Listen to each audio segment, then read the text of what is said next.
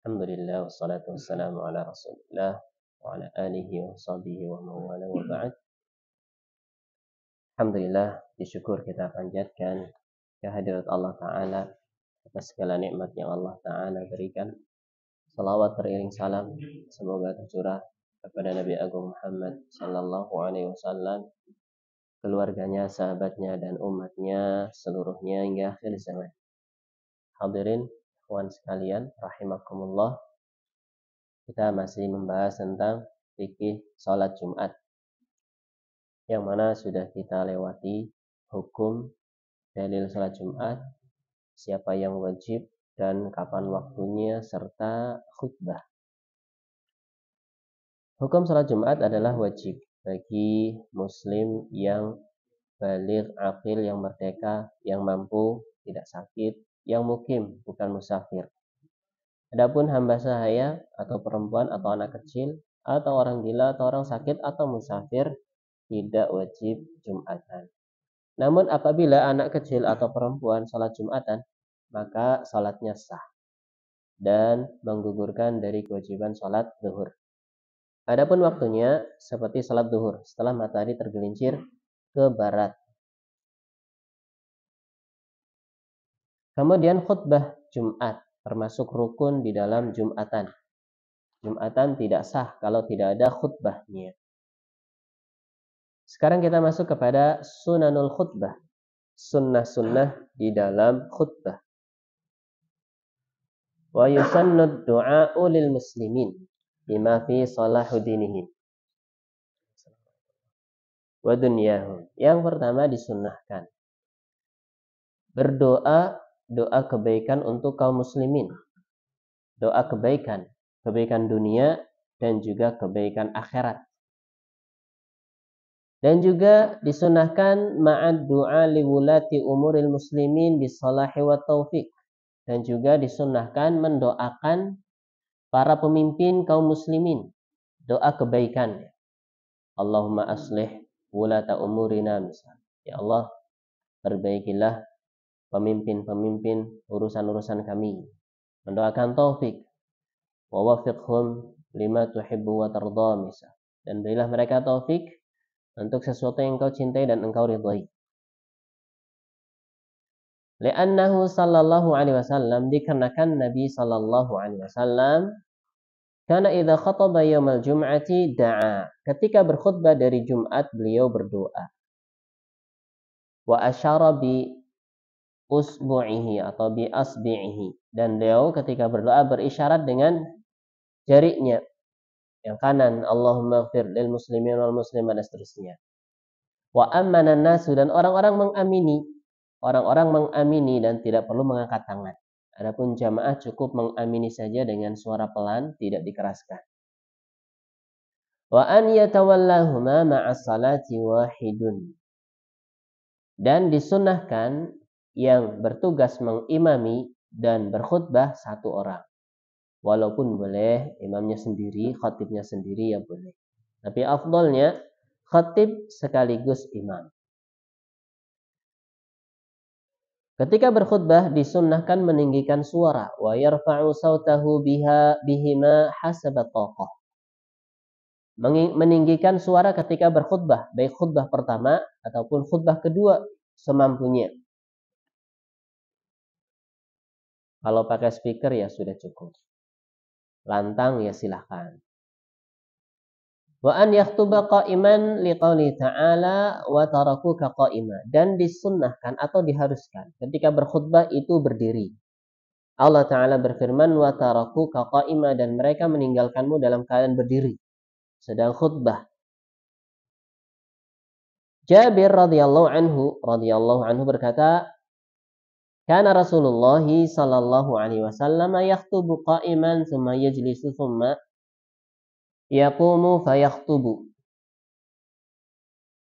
Jabir bin Samurah bercerita, Rasulullah sallallahu alaihi wasallam senantiasa berkhutbah sambil berdiri. Kemudian duduk. Kemudian berdiri. Kemudian berkhutbah. Faman haddatsa ka'annahu yakhtubu jalisan faqad kadzaba.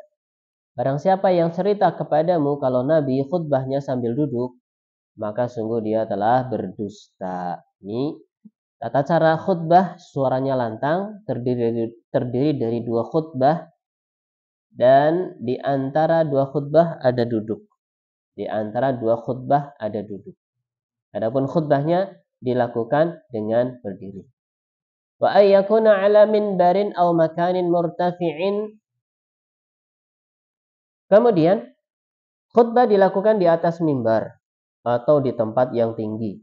Walaupun bukan di atas mimbar boleh. Yang penting tempatnya lebih tinggi daripada jamaahnya.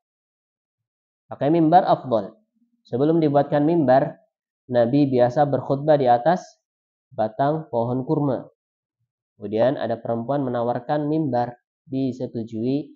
Kemudian setelah jadi Nabi pun khutbah di atas mimbar. Li'annahu sallallahu alaihi wasallam kana yakhtubu ala mimbari. Nabi sallallahu alaihi wasallam senantiasa berkhutbah di atas mimbarnya. Wa huwa murtafi. Dan mimbarnya Nabi itu tinggi. Ya, sewajarnya tentunya lebih tinggi daripada jamaahnya. Hikmahnya, kenapa khutbahnya disunnahkan di atas mimbar atau di atas tempat yang tinggi? Wa li'anna dzalika ablaghu fil i'lam. Karena itu lebih gamblang ketika mengajarkan atau mengabarkan sesuatu. Wa ablaghu lil wa'd, dan lebih mengena ketika berisikan nasihat atau wejangan. Wa an yajlisa bainal khutbataini qalilan, dan duduk di antara dua khutbah. Tidak lama duduknya, sebentar saja. Jadi khutbahnya ada dua, dipisah oleh duduk yang singkat. Liqaul Ibnu Umar radhiyallahu anhu, ini berdasarkan ucapan Ibnu Umar radhiyallahu anhu, beliau mengatakan, kana an-nabiy sallallahu alaihi wasallam yakhutubu khutbataini wa huwa qa'imun yafsilu bainahuma bijulus. Beliau bercerita radhiyallahu anhu, Nabi sallallahu alaihi wasallam berkhutbah dua kali dalam keadaan berdiri. Beliau memisah antara dua khutbahnya dengan duduk. Duduk di antara dua khutbah. Wa yusannu qasrul khutbataini, dan disunnahkan dipendekkan khutbahnya. Khutbahnya tidak terlalu panjang, setengah jam atau 20 menit. Dan dari dua khutbah tadi, wathaniyatu aqsaru minal ula, khutbah yang kedua lebih pendek daripada khutbah yang pertama. Jadi sangat keliru kalau khutbah kedua panjang sama dengan khutbah pertama, atau malah lebih panjang dari yang pertama. Harusnya yang kedua lebih pendek. Dan bahasanya bilughati qaum, dengan bahasa kaum yang ada di tempat tersebut. Kalau di negeri Arab ya Arab, di negeri Inggris ya Inggris, di Indonesia ya bahasa Indonesia, Jawa ya boleh pakai bahasa Jawa. Karena tujuan dari khutbah adalah tersampaikannya isi khutbah, bukan terdengarkan saja, tapi tersampaikan maksud dari khutbah tersebut. Terlebih lagi orang-orang yang tidak pernah ikut kajian, ya minimal sekali ada siraman rohani khutbah Jumat gitu ya. Kalau bahasa Arab ya mau gimana? Nggak tersampaikan isinya, tidak bisa difahami. Hanya hikmah khutbah itu disyariatkan dengan lughah kaum, bahasa kaum yang ada di tempat tersebut, supaya isinya tersampaikan. Minimal ya khutbah pertamanya lah ada bahasa Indonesianya. Adapun khutbah kedua pakai full Arab ya silahkan. Adapun Arab Indonesia, adapun 1-2 Arab semua, maka hikmah dari khutbah tadi tidak tercapai, yaitu tersampaikannya mau'idhah atau nasihat atau wejangan atau isi khutbah. Dua khutbah dipisahkan oleh duduk. Khutbahnya pendek, yang kedua lebih pendek dari yang pertama. Ini berdasar hadis Ammar yang marfu sampai Nabi sallallahu alaihi wasallam, inna tula salatir rajuli wa qasra khutbatihi ma'innatun min fiqhihi. Sungguh panjangnya salat seseorang dan singkatnya khutbah seseorang adalah tanda kefakihannya. Orang yang faqih akan agama, maka sholatnya panjang, khutbahnya pendek. Fa'atilu salata, kata beliau sallallahu alaihi wasallam, maka panjangkanlah salat. Wa aqsirul khutbah, dan pendekkanlah khutbah. Karena Nabi mengabarkan pendeknya khutbah seseorang menandakan kefakihan seseorang. Wa yusannu ayyusallimal khatibu 'alal ma'mumina idza aqbala 'alaihim. Disunahkan seorang khatib menyalami makmum ketika menghadap mereka. Sebelum berkhutbah, salam terlebih dahulu. Wa aqsiru al-khutbah. Fa'atilus salata wa aqsirul khutbah.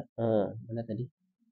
Liqauli Jabir, berdasarkan ucapan Jabir radhiyallahu anhu, kana Rasulullah sallallahu alaihi wasallam idza sa'ida al-minbar sallama. Rasulullah sallallahu alaihi wasallam apabila naik mimbar, beliau mengucapkan salam. Wa yusannu an yajlisa 'alal minbari ila faraghil muadzin. Kemudian disunnahkan untuk duduk di atas mimbar setelah salam. Sampai kapan? Sampai muadzin tuntas azannya. Ini berdasarkan ucapan Ibnu Umar radhiyallahu anhu. Beliau mengatakan, "Kana an-nabiy sallallahu alaihi wasallam yajlisu idza sa'ida al-mimbar hatta yafragha al-muadzinu thumma yaqumu fayakhtubu." Nabi sallallahu alaihi wasallam duduk ketika sudah naik mimbar. Sampai kapan duduknya? Sampai muadzin selesai dari azan. Kemudian berdiri untuk berkhutbah. Jadi duduk di mimbar berapa kali? 2 kali. Duduk yang pertama sebelum khutbah. Duduk yang kedua setelah khutbah pertama sebelum khutbah kedua. Dan disunahkan bersandar pada tongkat atau sesuatu yang lain. Wa yusannu ay ya'tamidal khatibu ala 'asa wa nahwiha. Disunnahkan bagi khatib untuk bersandar pada tongkat atau sesuatu yang lain. Wa yusannu lil khatib ay yaqsida tilqa'a wajhi li fi'lihi sallallahu alaihi wasallam. Dan disunnahkan bagi khatib untuk menghadapkan wajahnya dan badannya kepada jamaah. Ini diantara sunnah-sunnah di dalam berkhutbah dan juga tata cara khutbah. Khutbah 2 kali, bagusnya ringkas, yang kedua lebih ringkas daripada yang pertama. Di khutbah itu diusahakan bacaannya atau isinya singkat, padat, dan mengena. Jadi tidak perlu terlalu rinci, apalagi sampai menyebutkan halaman Al-Quran, nomor ayatnya, nomor hadisnya, rawinya di mana persisnya. Ini nggak mengena, nanti malah habis waktunya buat ngerinci-ngerinci yang seperti itu. Jadi intinya tersampaikan. Bagaimana yang penting intinya tersampaikan. Adapun kesahihan hadis, maka tanggung jawab khatibnya. Sebisa mungkin dia amanah mengambil hadis-hadis yang memang sudah kuat, tapi nggak usah dijelaskan rinciannya. Atau halaman buku dan sebagainya, tidak perlu. Yang penting tersampaikan isinya supaya lebih mengena. Pembahasan yang berikutnya, ma yahrumu fi'luhu fil jum'ah, yang haram dilakukan ketika Jumatan. Yang pertama, yahrumul kalamu wal imamu yakhtubu. Haram hukumnya ngobrol ketika imam sedang berkhutbah. Ngobrol pakai lisan atau ngobrol pakai tulisan. Lagi khutbah chattingan malah, WhatsAppan malah, order malah, atau jualan malah, atau nonton malah, atau na'udzubillah ngegame. Lagi khutbah malah ngegame. Apa ya? Apa itu game-game anak-anak sekarang? FF apa lagi? ML apa lagi? Enggak tahu tuh. Tetris dan sebagainya. Masya Allah. Nah, maka ngobrol saja nggak boleh, apalagi ngegame, lagi order, apalagi dan sebagainya. Liqaulihi sallallahu alaihi wasallam, berdasarkan sabda Nabi sallallahu alaihi wasallam, Man takallama yawmal jum'ati wal imamu yaktubu fahuwa kal himari yahmilu asfara. Barang siapa yang ngobrol di hari Jumat ketika imam sedang berkhutbah, maka dia seperti keledai membawa buku-buku. Keledai nggak bisa ngambil manfaat dari apa yang ia bawa. Ya, seperti itulah kondisi orang-orang yang tidak mendengarkan khutbah, ngobrol sendiri. Khutbahnya nggak bermanfaat baginya. Padahal imam di atas mimbar sedang berkhutbah, berisi wejangan yang mungkin bisa jadi akan menjadi hidayah, menjadi sebab keistiqomahannya, malah tidak dengar. Maka seperti keledai yang membawa buku, tidak bisa baca buku, tidak bisa mengambil manfaat dari bukunya.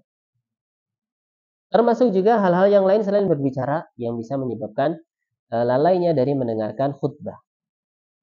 Waliqaulihi sallallahu alaihi wasallam. Dan ini juga berdasarkan sabda Nabi sallallahu alaihi wasallam, "Idza qult," jika kau bilang, li sahibik, pada temanmu, ansit, menengok, diamlah, be quiet gitu ya.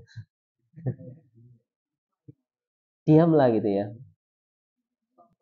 Wal imamu yakhtub, sementara imam sedang khutbah, faqad laghauta, maka engkau telah berbuat lagha. Apa itu berbuat lagha?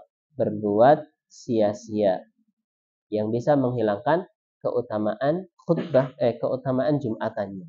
Khutbahnya Jumatannya sah. Jumatannya sah, akan tetapi dia berdosa karena telah melakukan perbuatan yang lagha. Kalau ditanya, bukankah bilang diamlah kamu ini nasihat? Maka ini tidak diperbolehkan. Walaupun itu nasihat. Karena harus mendengarkan khutbah. Tapi kalau khatibnya boleh. Khatibnya lagi khutbah, jamaahnya ribut, boleh dia mohon jangan ada khatib yang lain misalnya. Khatibnya satu saja misalnya. Boleh.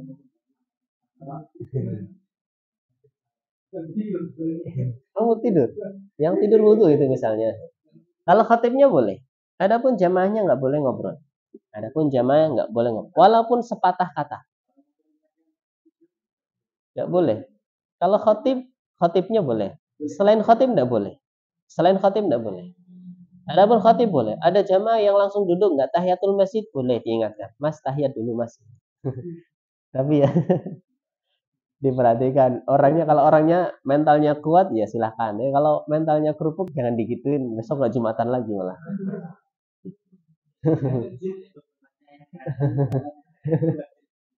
Yang mentalnya dikiranya kuat gitu ya. Ya diprediksi ini orang kalau dinasihati ya insya Allah bisa menerima dengan legowo. Tapi kalau orangnya mentalnya kerupuk, dinasihati di muka umum malah lembek, besok nggak Jumatan lagi ya jangan. Tentunya diperhatikan hikmahnya di situ. Hikmahnya, bijaknya bagaimana. Taib. Ucapan lagha adalah al-kalamul batil al-mardud. Ucapan yang batil. Walaupun kesannya nasihat, tapi kalau posisinya, momennya ketika Jumatan tidak dianggap nasihat. Kecuali bagi khatib. Ketika dia seorang makmum, harusnya diam. Walaupun mengucapkan ucapan yang sehat, yang baik, atau yang kelihatannya bagus, ansit, nasihat ya, diamlah. Maka ucapan tersebut dianggap batil. Karena bukan momen yang pas untuk berbicara bagi seorang makmum ketika khatib sedang berkhutbah. Wa yahrumu takhatti riqabin nasi asna al-khutbah. Dan haram hukumnya melangkahi leher-leher manusia ketika khatib sedang berkhutbah. Datang belakangan, safnya sudah rapat, pengennya di depan. Ternyata melompati punggung-punggung jamaah yang lain. Maka ini tidak boleh. Kecuali kalau masih longgar-longgar ya. Kalau masih banyak yang bolong-bolong safnya, maka boleh. Termasuk fakihnya jamaah itu tidak membiarkan saf depan kosong. Di saf depan didahului terlebih dahulu. Baru yang belakang-belakang dirapatkan. Tapi kalau kondisinya sudah tahu semuanya bahwa afdolnya paling depan, kemudian nggak membiarkan ada rongga di depan, setiap datang langsung mencari yang depan, kemudian menutup, sehingga yang datang belakangan tidak bisa masuk ke depan, yang memaksakan diri untuk masuk ke depan, maka ini tidak diperbolehkan. Jadi haramnya di sini kondisional. Artinya kalau memang harus memadaratkan yang lain, melangkahi punggung-punggung orang untuk mendapatkan yang depan, makanya diharam. Kalau longgar, maka tidak masalah. Tidak melompati punggung-punggung orang. Nabi Shallallahu Alaihi Wasallam bersabda, ketika melihat ada orang yang melangkahi saf-saf yang sudah rapat. Ijlis faqad adzaita. Duduk kamu. Sungguh kamu sudah mengganggu orang lain. Ini kalau kondisinya safnya sudah rapat. Alasannya karena itu bisa mengganggu jamaah yang sedang mendengarkan khutbah. Ini ketika kondisinya sudah sedang khutbah. Khawatir nanti lagi fokus mendengarkan khutbah, ada yang lewat. Ada iklan sebentar misalnya. Ini akan mengurangi konsentrasi orang-orang yang sedang mendengarkan khutbah. Ijlis faqad adzaita. Duduklah karena kamu setelah mengganggu orang lain. Adapun imam, maka tidak mengapa untuk menuju mimbar dia melewati saf-saf jamaah Jumatan. Tapi kalau tidak perlu melompati orang-orang yang sedang duduk, misalnya lewat ada pintu samping, maka afdolnya ya lewat pintu samping yang tidak mengganggu jamaah yang lainnya. Ini pun ketika khutbah belum berlangsung. Nah, otomatis dia khatibnya.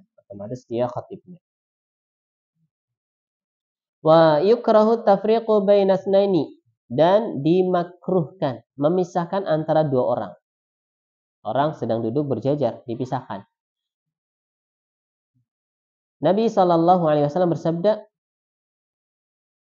"Man ightasala yaumal jum'ah." Barang siapa yang mandi dari Jumat dan seterusnya, "Tsumma raha falam yafruq baina tsnaini fa shalla ma kutiba lahu." Kemudian dia menuju salat dan tidak memisahkan antara dua orang, kemudian salat sesuai dengan kemungkinannya. Di antara faedahnya, ghufira lahu ma bainahu wa bainal jum'atil ukhra. Dia diampuni dosa-dosanya antara Jumatnya dia sampai Jumat berikutnya. Ini yang diharamkan. Ngobrol, kemudian satu lagi melangkahi orang-orang dalam shaf. Ini ketika shafnya sudah rapat. Dikecualikan bagi khatib. Kemudian dilarang memisah antara dua orang yang duduk bersebelahan. Kalau memang longgar di situ ada tempat buat duduk, maka tidak masalah. Selesai larangan-larangan ketika Jumatan. Pembahasan yang berikutnya yang ketujuh, bima tudrakul jum'atu. Bagaimana Jumatan bisa didapat? Tudrakul jum'atu bi itraqi rak'atin ma'al imam. Jumatan bisa didapat dengan mendapatkan satu rakaat bersama imam. Jadi masbuknya minimalnya satu rakaat. Karena 2 rakaat Jumatan itu. Jadi kalau telatnya 1 rakaat masih sholat Jumat. Sempurnakan menjadi 2 rakaat.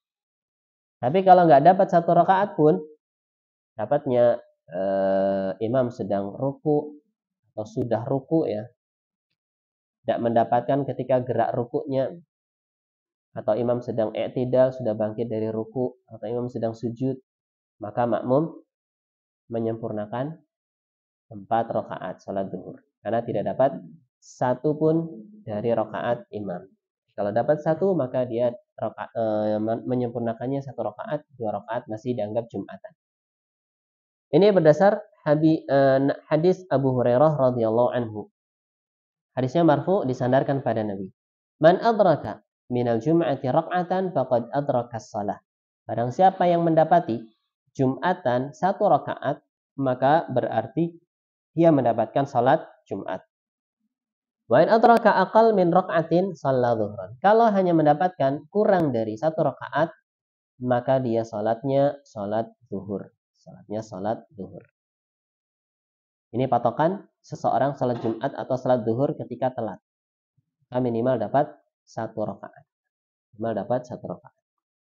Atau dia batal di rakaat pertama. Kemudian ketika ambil air wudhu sudah telat, tidak dapat 1 rakaat pun, maka dia juga salatnya salat zuhur.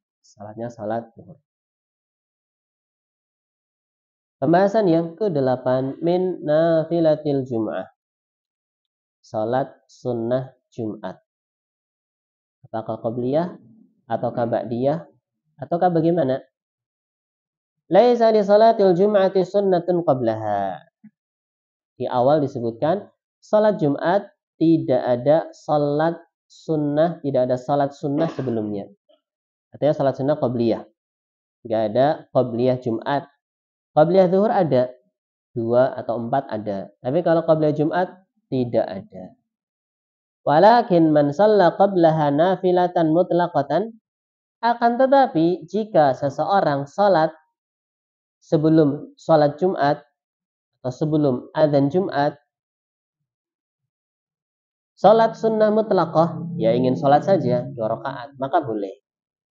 Qabla dukhuli waqtiha, sebelum masuk Jumatan, sebelum adzan. Fala ba'sa bihi, dan tidak mengapa seseorang salat 2 rakaat sebelum adzan Jumat. Salat sunnah mutlak atau salat tahiyatul masjid. Adapun qabliyah Jumat maka ini tidak ada dalilnya. Kalau dikiaskan ke salat duhur maka tidak bisa. Karena salat duhur beda dengan salat Jumat. Adapun ketika ingin salat mutlak, bukan salat qabliyah ya, tapi salat mutlak, maka boleh-boleh saja. Lebih dari 2 boleh. 2 rakaat salam, 2 rakaat salam, 2 rakaat salam boleh. Datang jam 10. Adzan jam setengah 12. Setelah dari jam 10 sampai jam setengah 12 tadi misalnya, salat 2 rakaat, salam 2 rakaat salam boleh. Kan nanti dapat keutamaan yang begitu besar. Diampuni dosanya sampai Jumat berikutnya. Litarghibin Nabi sallallahu alaihi wasallam fi dzalik. Karena Nabi menghasung akan hal tersebut, memotivasi agar orang-orang banyak salat sunnah mutlaqah di hari Jumat atau sebelum adzan Jumat.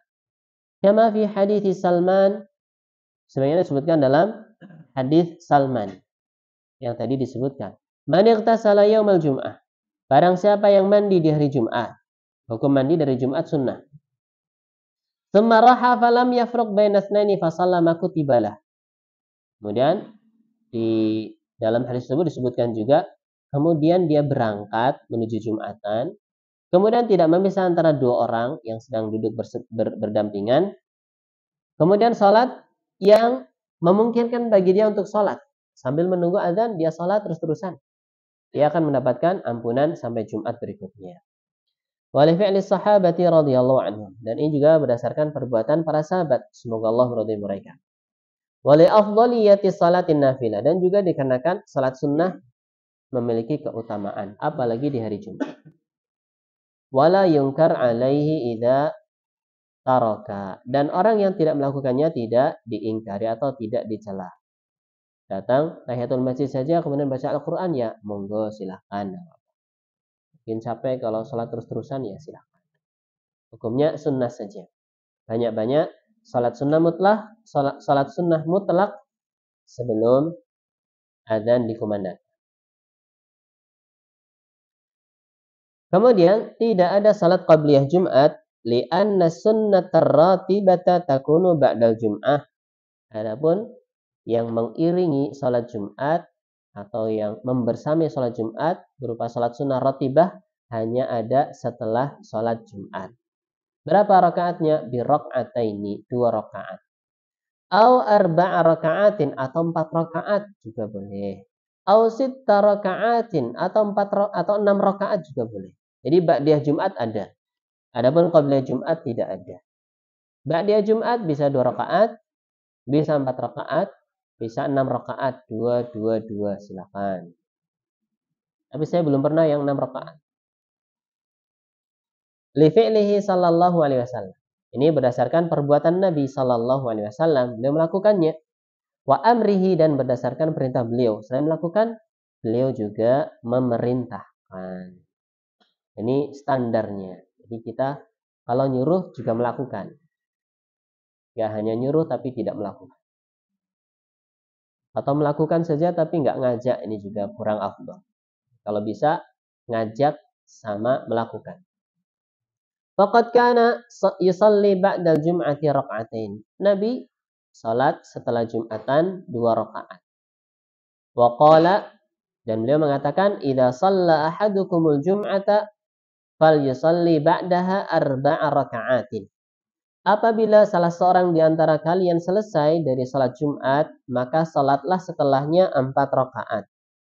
Beliau pernah melakukan 2 rakaat. Beliau pernah mengatakan memerintahkan 4 rakaat.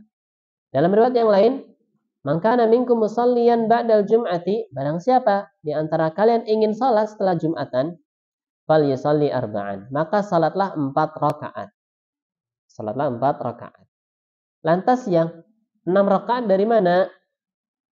Dasarnya warada an Ibni Umar.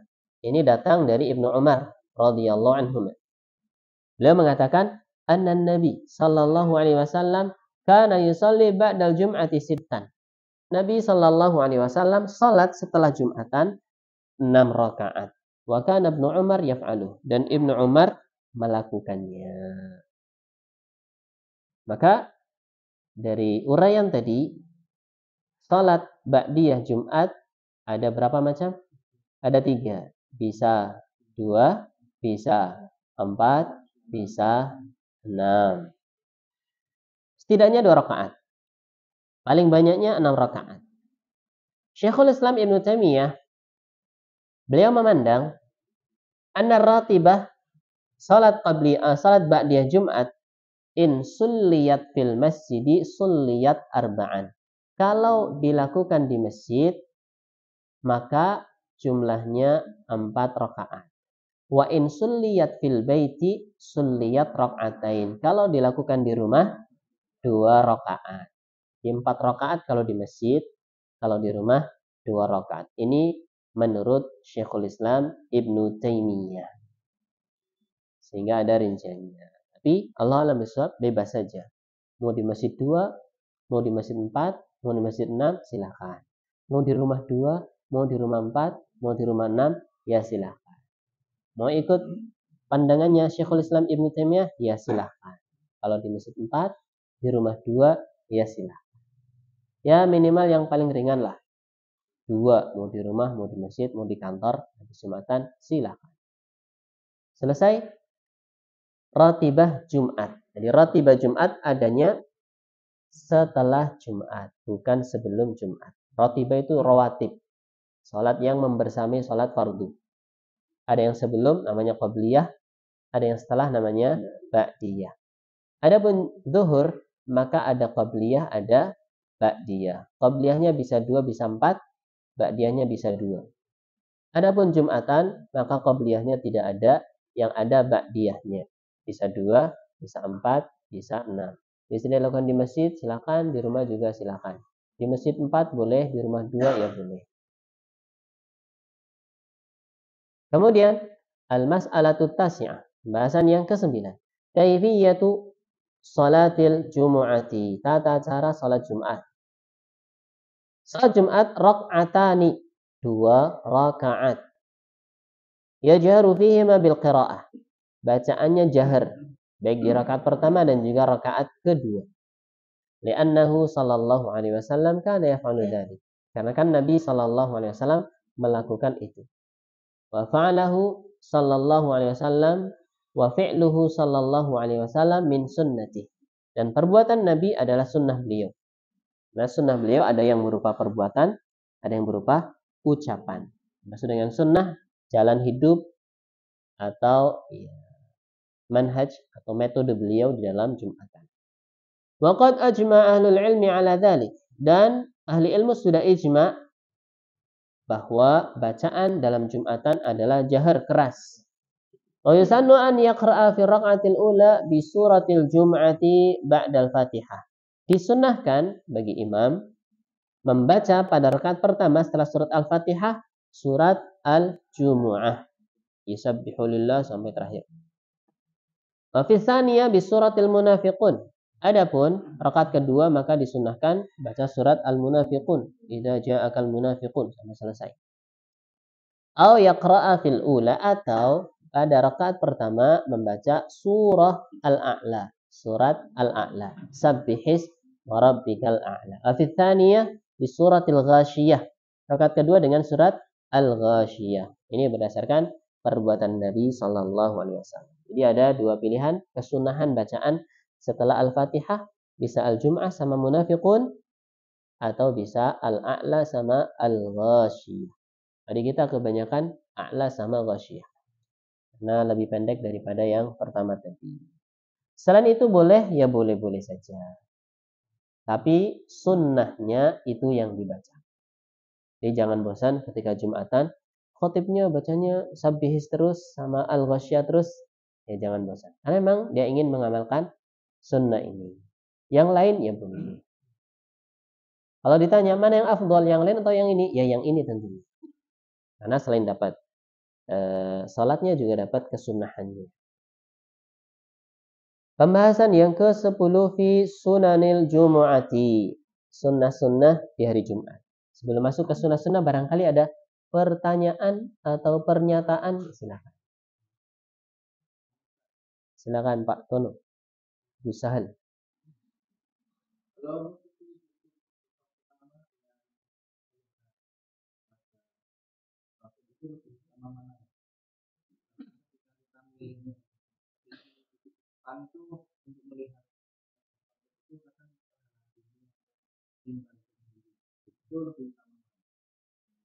Baik. Betul.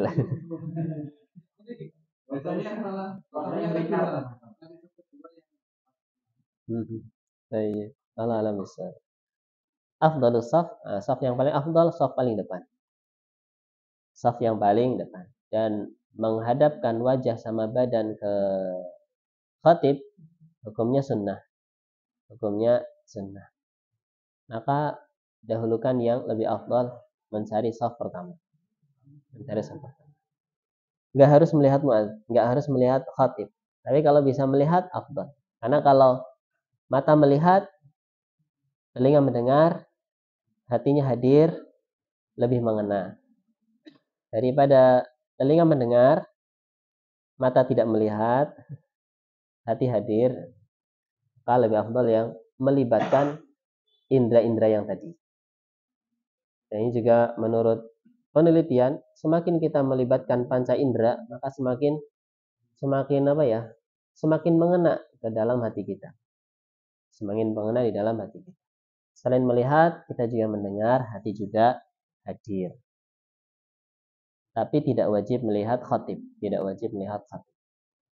Apalagi kalau terhalang dinding. Mungkin ada yang lain?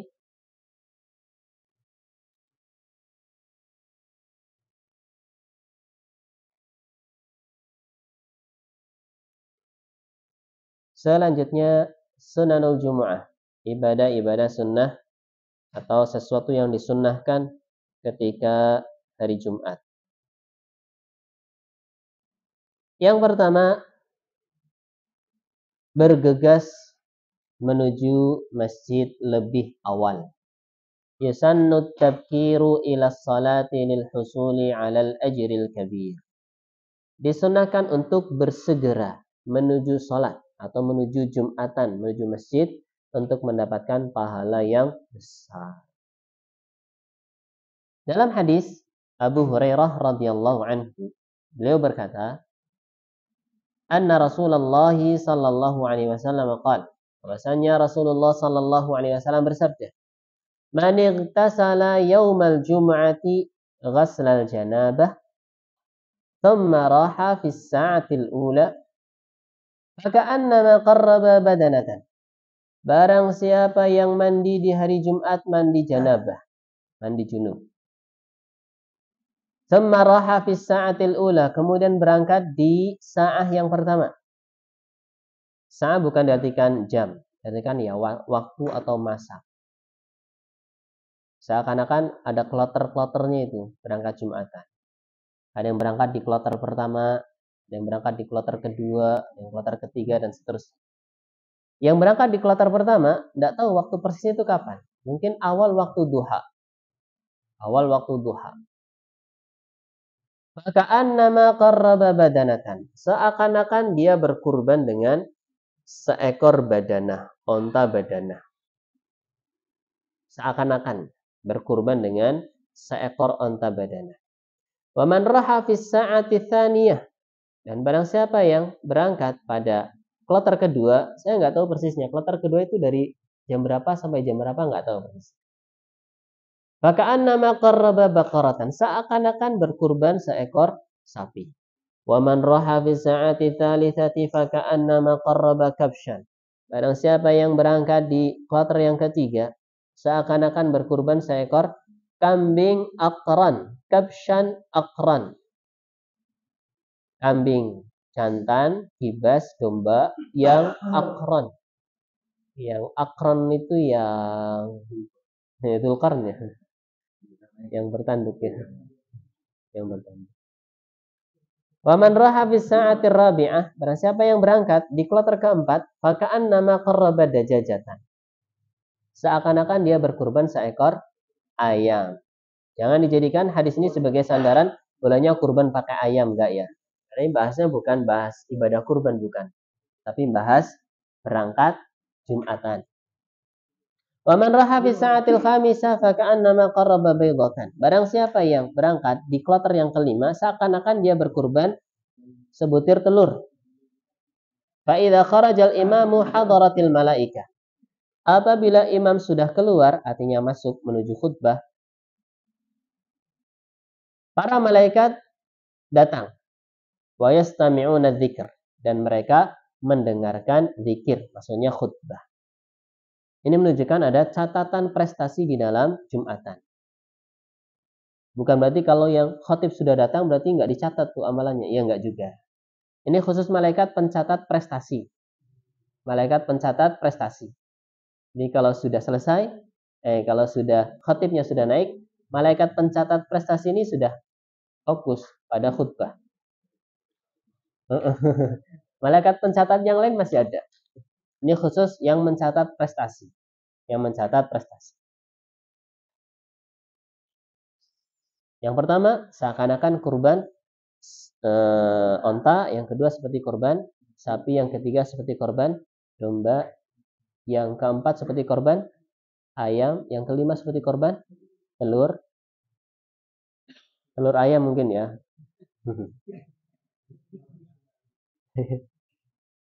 Tapi ketika imam sudah naik mimbar, maka malaikat-malaikat pencatat prestasi ini ya menutup bukunya. Kemudian mendengarkan zikir atau khutbah.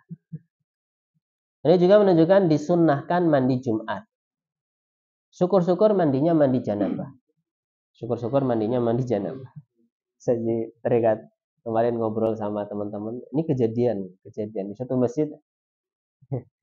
Ada orang biasanya mandi Jumat, biasanya junub mungkin dari Jumat ya. Dia lupa belum mandi. Sudah khutbah atau menjelang khutbah lagi sepi-sepinya, refleks kali ya. Astagfirullah, saya belum mandi junub gitu. Lupa, lagi semangatnya lupa ya. Hanya pulang mandi dulu. Tapi kok ingatnya udah mendekati khutbah, bisa-bisanya ini. Tayyib. Ini katanya kejadian nyata itu. Kejadian nyata. Ya orangnya memang polos sekali, orang yang bilang itu polos sekali orangnya. Ceplosan gitu. Tayyib, ini sunnah bergegas menuju masjid. Lebih awal lebih baik. Kalau di kita jarang ya. Saya jam 11 baru pada berdatangan. Kalau di Nabawi mungkin waktu duha sudah pada datang. Nggak tahu Masjidil Haram udah dibuka belum ya kalau pagi-pagi itu. Kalau pengen datang lebih awal ya dari subuh jangan keluar. Jangan keluar dari subuh, jangan keluar. Bawa sarapan kurma atau apa gitu. Biasanya kan kalau Masjidil Haram dibuka tutup ya. Kalau Nabawi aman. Kapan-kapan bisa masuk. Baik. Dan juga hadis yang lain, man ghassala yaumal jum'ah wa ghtasala. Barang siapa yang membikin orang lain mandi dan juga dia mandi, artinya bikin orang junub, bikin istri junub misalnya. Bukan bikin orang yang lain ya. Kemudian dia juga mandi, dikatakan wabakkara wabtakara, kemudian dia ngajak orang untuk berangkat Jumatan lebih awal dan dia pun berangkat lebih awal. Kana lahu bikulli khatwatin yakhtuha ajru sanatin. Ajru sanatis siyamiha wa qiyamiha. Ajru sanatin siyamuha wa qiyamuha mungkin ya. Maka baginya pada setiap langkah kakinya menuju Jumatan pahala setahun. Puasanya berikut qiyamnya. Rajin-rajinlah ghassala waghtasala, menjadikan orang mandi dan juga dia mandi. Wabakkara wabtakara, ya, ngajak orang berangkat awal, dia juga berangkat awal. Satu langkahnya puasa setahun, qiyam setahun itu. Masya Allah. Ini tentunya keutamaan yang begitu besar. Wa yusannu al-ightisalu fi yaumiha. Disunnahkan mandi di hari Jumat. Mungkin mandi selain janabah, mandi Jumat lah secara umum. Li hadis Abi Hurairah radhiyallahu anhu al-madhi. Berdasarkan hadis Abu Hurairah yang telah lalu. Man ightasala yaumal jum'ati ghaslal janabah. Barang siapa yang mandi Jumat, mandi junub. Ini termasuk kesunnahan.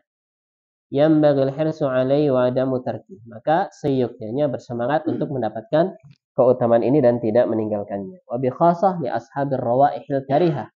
Terutama orang-orang yang punya aroma badan yang tidak sedap. Ternyata tim apa? Tim what? Oh, tim muat. Oh, tim muat. Bongkar muat. Oh iya, tim muat. Dan ternyata aroma keringat orang itu beda-beda. Ada yang wah, subhanallah, ada yang asem banget itu ya. Ada yang nggak begitu. Ada yang tinggi. Bedanya tinggi sama asem apa itu? Kayak ada asapnya gitu ya. Oh ya, ya macam-macam aromanya. Yang aroma badannya mungkin lain dari yang lain, maka dia lebih ditekankan untuk mandi sebelum Jumat. Wa minal ulama iman aujabahu. Di antara para ulama ada yang mewajibkan mandi Jumat, tapi yang rajih sunnah. Yang rajih sunnah. Li hadis Abi Sa'id Al-Khudri radhiyallahu anhu, berdasarkan hadis Abu Sa'id Al-Khudri semoga Allah meridhoinya, hadisnya marfu disandarkan pada Nabi. Ghuslul Jum'ati wajibun ala kulli muhtalimin. Mandi Jumat wajib bagi setiap muhtalim, orang yang sudah baligh. Wala'alla al-qaul biwujubi aqwa wa ahwat. Pendapat akan wajibnya mandi Jumat lebih kuat atau lebih berhati-hati. Lebih berhati-hati. Wa annahu la yasqutu illa li'udhrin. Dan kewajiban mandi Jumat tidak gugur kecuali karena ada udzur. Allahu a'lam bishawab. 2 sunnah dahulu. Masih ada 8 sunnah, berarti masih ada 6 sunnah lagi. 6 sunnah lagi. Mungkin ada pertanyaan seputar Jumatan?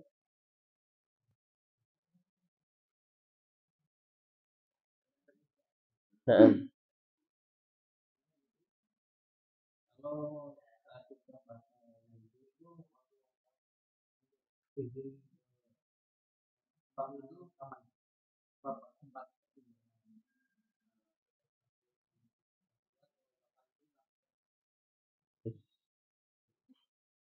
baik, ketika wudhu batal, maka afdalnya jangan mengabaikan khutbahnya.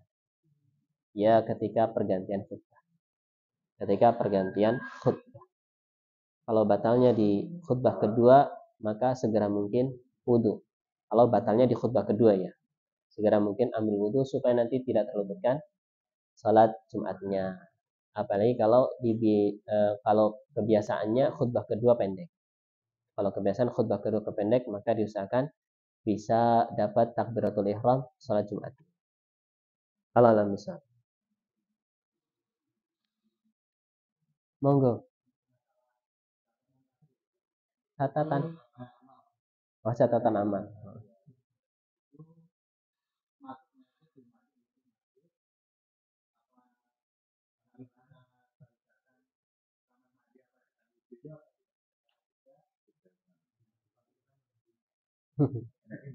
Alam misal. Di area masjid ya. Di area masjid. Iya, di area masjid. Mungkin pagar masjidnya, gerbang masjidnya di area masjid. Wudunya di rumah.